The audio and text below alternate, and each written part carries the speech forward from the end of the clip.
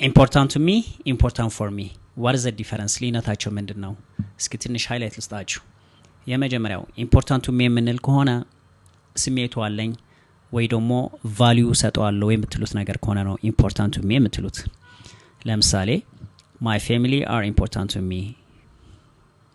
As Daniel, English is important to me.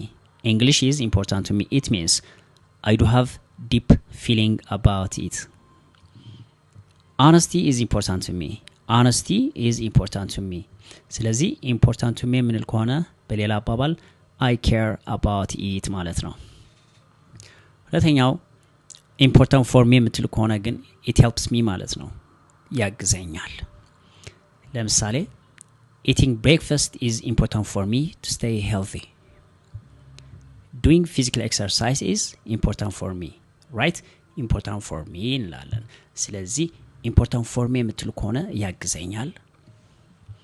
important to me ከሆነ ግን I care about it. Thanks for watching. I'll see you next time.